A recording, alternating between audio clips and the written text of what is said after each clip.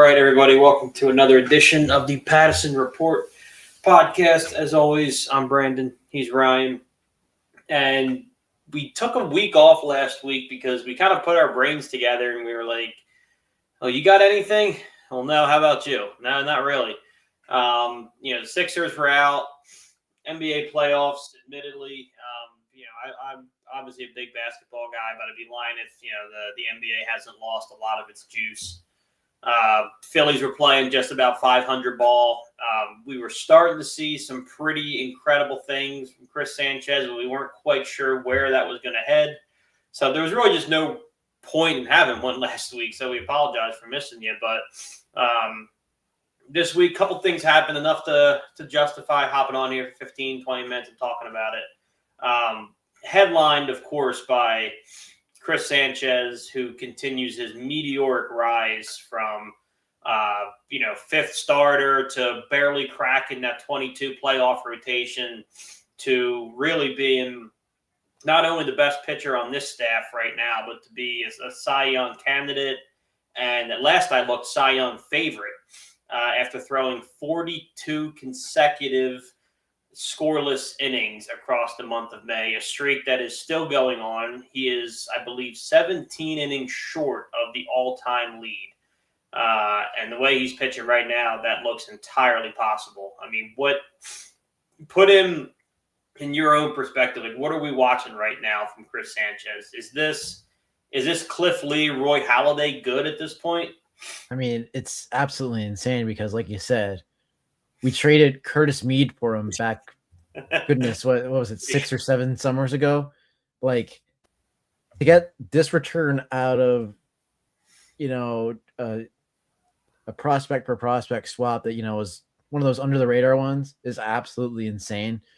I mean, this feels like Cliff Lee, Roy Halladay level good. I mean, I think Roy was better in, all time wise, but I think this is very fastly approaching Cliff Lee level, but I hope he brings home that Cy Young. The NL is loaded with pitchers, man. Yeah. I mean, Miz has looked great. Skeens is always going to be there. Chris Sale's looked great. I mean, it's stiff competition, but Mizorowski, he might not. Sanchez might not even win pitcher of the month. He should for the streak, but I don't know. Yeah, I'm with you. I don't know how you justify. I mean, Mizorowski's had a great month. I think he might have pitched a few more innings, so I think his ERA is like 0.61 or something. Hairs at this point. I mean, they're incredible both ways, but Sanchez went an entire calendar month. I know, without allowing a run, and these haven't been cheap starts either. He's consistently going 6-7 innings. I think I believe a complete game against the Pirates is mixed in there somewhere. Like, these are long starts. Yeah, they're not short. They're not 5-6 inning kind of starts. They're complete games, 7 innings. And, you just got to put this talent in perspective. I think, it'd be awesome if we could just award 2 NL Cy Youngs. I know Cam Schlittler's doing great things with the Yankees over there, but, man, when you have Skeens, you have Mizorowski, you have Christopher Sanchez, and, Zach Wheeler's coming in hot. He's at 25-1, I believe. So, I mean, if he didn't miss that first month, Zach Wheeler would be right there with them. So, well, that's the crazy part. I was just seeing there was a post on Twitter, and one of those, like, it was not clickbaity, but it was like Bleacher Report or one of them, like real easy stuff. They were asking who the best pitching duo in the NL is, and it was Milwaukee and the Phils, and it was so funny to see. Like, and I thought to myself, well, yeah, but if you're gonna put Zach Wheeler in there, I mean, he pulls Chris Sanchez down a little bit. I'm like, what a wild sentence to just have uttered in 2026. Like, I mean, Zach Wheeler has been great in his own right this year, but just to say, well, yeah, when you lump Zach Wheeler in, of course it pulls Chris's numbers down. Yeah, it's absolutely insane. We have him locked up for gosh knows how long, because I give credit to Dave. I'll give him credit for this one. I think we have Sanchy for at least 4 or 5 more seasons. Yep. For almost no money, relative to how great he's pitching. Relative to how good he is, if people say the age is going to come, he was fine sitting 92, 93. I mean, it's not going to be a steep drop like it is for someone like a Skeens or a Mazeroski later in their career who relies solely on velo. So, no, dude, as long as that changeup is still doing its thing, Chris is going to be fine. I mean, and he sits mid 90s now. And like you said, that's not really a big part of his game. So as long as he can continue to sit in a perfect world, mid 90s, I mean, look at Zach Wheeler. He's 35. He can still, sit 96. He can rear back and get 97 every once in a while. If Chris can sit 94, 95 for the remainder of this contract, and that changeup is still falling off the table and still sitting high 80s like it is, he's still untouchable. Yeah, absolutely. I mean, you can't really quantify how meteoric of a rise this is. Yeah. Because, like you said, barely cracking the rotation, I think we knew we had the guy way back in, 2-3 years ago. We were like, okay, this could be somebody. And then 2 years ago, we knew. You knew he was going to be the guy. 3 years ago, Rob took a leap on him. He was a starter all year, and he'd had a good season. And Rob made him the last pitcher on that 22, I believe, playoff roster. And he went out, got absolutely shelled. And it was like, all right, well, who knows what we have. And ever since then, he's gotten better and better and better until these last 2 years. I mean, he was a really good starter 3 years ago. But that, Nola and Wheels were still pitching well. Ranger was still incredible. Last year, it feels like he entered into his own and stole the spotlight. I mean, he'll have, if this year goes the way it's supposed to, he'll have back-to-back years with a top 3 Cy Young finish. And that's pretty incredible. Yeah, I think you're heading down that path. I think if it keeps going on the pace it is, I think he should be the winner. I think, what everyone else is doing is impressive. But, man, I do feel like the Phillies are owed a Cy Young. We are. Wheels has gotten screwed out of a couple. Sanchez has lost. I mean, we're due. I'm with you. We're due for one of these. I mean, it's got to go our way, right? But man, if these guys keep it up for the season, Wheeler, Sanchez in the playoffs, ooh, it's a tough one too. And you look around the rest of the rotation. Nola's been pretty bad. But I think the last time we spoke, Luzardo was just starting to figure it out. He strung together, I think, three quality starts now back to back. So it looks like he's starting to find himself. I think he's got that ERA back under 4 now. Andrew Painter. Andrew Painter's an interesting one because you really have to watch the games with Painter because his numbers would surprise you. He's had 2 pretty good starts back to back. Of about 6 innings, under 3 runs. So he has 2 quality starts. But when you watch him pitch, I mean, guys get an awful lot of that ball. Now, they've been going to people, fortunately. But he doesn't miss bats all that well. So we're still, in my opinion, you have 3 starters that I would trust in October to go out and get you a win. And Nola isn't one of them, and neither is Andrew Painter. I go Painter at 4. I mean, Luzardo's returning to the mean. We talked about this a couple weeks ago that his FIP was right where he wanted it to be, and he was just getting unlucky with runners and everything in play. So he's still got it. We talked about that. But yeah, Painter, I agree. He needs to get that make you miss pitch.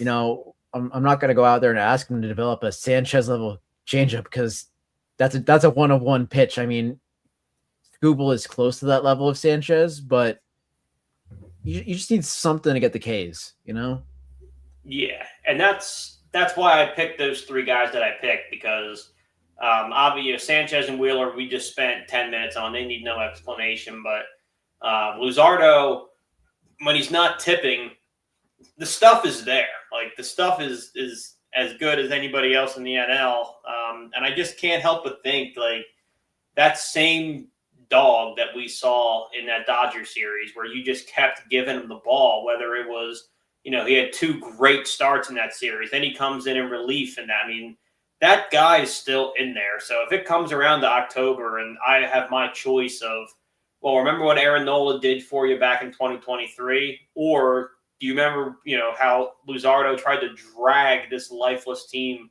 to a win against, the Dodgers last season? I'm taking Luzardo 10 out of 10 times in that hypothetical. Yeah, he's still limiting everything in play. Like his hard hit percentage is 99th percentile. I was looking at on Fangraphs. His expected ERA is still high. He'll settle back in at things, be an elite third guy, probably be maybe a 1 or a 2 on most staffs. And, that pitching's going to be hard to beat in the playoffs. And, of course it was the Dodgers, and you can't really justify, okay, we got knocked out in round 1, but okay, it was to the Dodgers. So how far would they have gone if it wasn't LA? I don't know, but that's the question. But I want to get into with our last 5 to 8 minutes or so here, a bit of an update on the AJ Brown situation and a little bit of a predicament, I would say. I'm curious to see your thoughts on this, because it seemed to you for the longest time, myself more recently, and then the entire fan base after the draft, that this guy's good as gone. You went out and get Levin in the first round. That is to fill that other need. You go out and add Wicks from Green Bay. Like you're preparing for life post AJB. And now the reports are, well, not so fast. The things that were agreed upon are starting to loosen up. Draft picks that we thought we had, New England's hesitant to give. So 2 things. 1, do you still think this gets done, yes or no? And 2, is this going to be a problem for the Eagles if it doesn't, as far as asset management went this winter? I mean, I think it gets done, but if it doesn't get done, I totally agree with you. I think there's a little bump in the road there, because the Makai Lemon thing kind of, pigeonholes them into, okay, AJ Brown's gone. You have Dontavian Wicks, who didn't show up for the first day of camp. I didn't look if he showed up today yet. I haven't had the opportunity to do that yet. Yeah, you have Hollywood Brown. You have Devonta Smith, of course. So the longer this drags out, the less fun it's going to be for the Eagles. I mean, Hurts's interview basically confirmed he's gone. That's what I thought.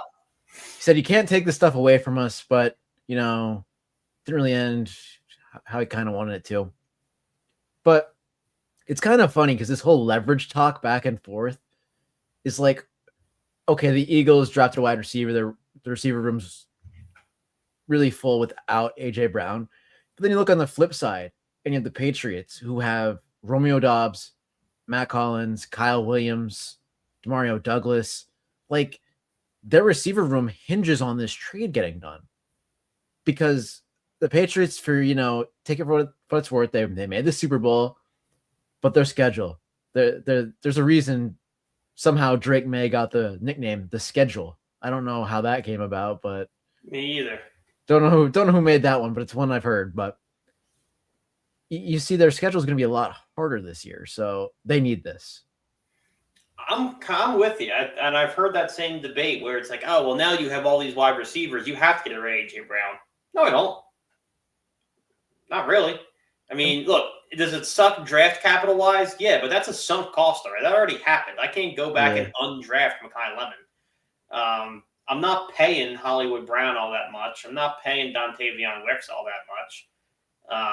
The way I'm looking at it is, look, would it be awkward to have AJ Brown back? For sure. That's not plan A. But if New England thinks they're all of a sudden in a position to get a discount on a guy that they need way more desperately than we do, I just don't see how that works.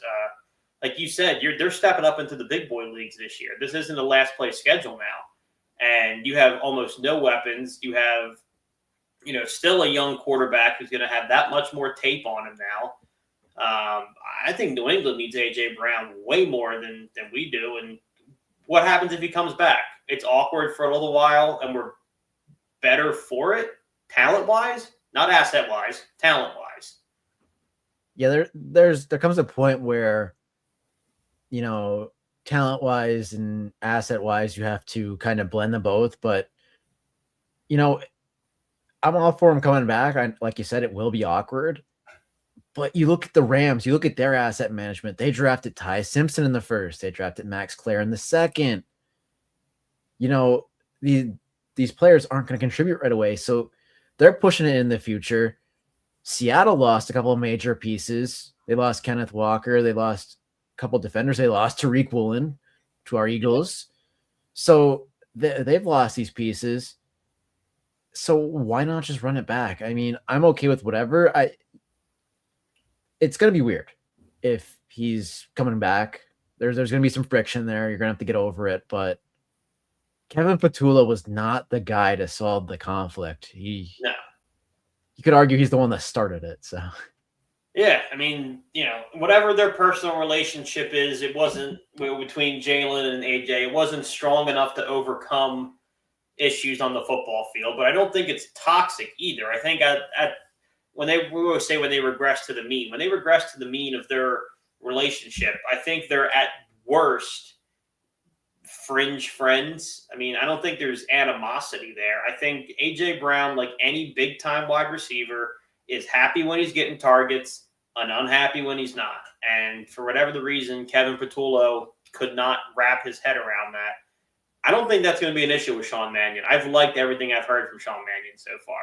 So, again, I mean, plan A is not to have A.J. Brown back, but, man, if he is, I think we have a guy who's competent running the show who could probably keep everybody fed. Mm-hmm. And can we talk about the one comment that was made in the presser that Sean Mannion was getting in earlier than Nick Sirianni and staying later than Nick Sirianni? I don't know how to feel about that. I feel like we need to address that.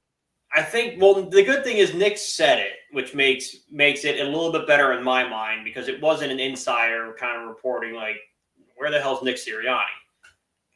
I mean, no, Nick has an awful lot of flaws as a football coach. We've always kind of said he's more of he's a cheerleader and like a big moments guy. Like, when you play Madden and you say like, bother me when there's a key moment, like that's how Nick coaches the football game. But one of the things he is good at is making people feel confident and getting the best out of people. I think that's a little bit of coach speak. I think it's he knows Philly's going to be hard on him. He knows this guy's coming into a position that everybody's got eyes on. I think he's just kind of big up in the new guy. Yeah, look, the morale guy, I know I bashed on him so much for this, but it's perfect when you have the two coordinators in place because you have Vic running a high-level scheme. Yeah. As long as you keep these guys' morale up, that scheme is going to execute with the talent that Howie gives them at the highest level. So hopefully Sean Mannion, I saw some outside zone being run. I gasped at my phone. I was like, whoa, what is this? Outside zone? I've never heard of that one. Runs under center? Never heard of that. 21st century. It's crazy what Sean Mannion could be able to do with the talent here in Philadelphia, especially if he gets AJ Brown back. I think this gets done. I know it's been back and forth. We're gonna know by the next time we do a show probably if this is gonna drag on or not, because it'll be after June 1. After June 1, I think he might be. If it's, put it this way, if it's like June 6th or so, and he's still an Eagle, then he might be an Eagle. I think you give it to that weekend. You're right, the 6th. Yeah, if that first week the deal doesn't get done, he might be an Eagle. Yeah, I'd be interested to see if they don't send him to New England. Like, could they just send him somewhere else? I know we've talked about this. There's other teams that could use him. I mean, he's the top flight wide receiver. Yeah, I don't think Howie's too particular about where he goes. I mean, not in the division, obviously. He's not an idiot, but if somebody coughs up that 2027 first, I think he's going to let it ride. I think you should. I mean, I think New England's his target because he thinks the pick's going to be better than, say, he sends it to maybe a Jacksonville, but I don't think Jacksonville doesn't need him. I don't know why they were brought up. I mean, maybe the Chargers to get like an outside premier weapon for Justin Herbert. Still think the Patriots pick will be better in the long run. Yeah, we'll see what happens. Like I said, we'll definitely have one next week because hopefully we'll have news on that. But if we don't, he's an Eagle, and we're going to talk about it anyway. Yeah, whether he's an Eagle or he's not an Eagle, it's going to be noteworthy. So we'll definitely touch on that next week. But it is the 9:30 hour, which is when we generally will wrap things up here on the Passing Report. So for this week's edition, as always, I'm Brandon. He's Ryan, and we'll see you next week. Peace.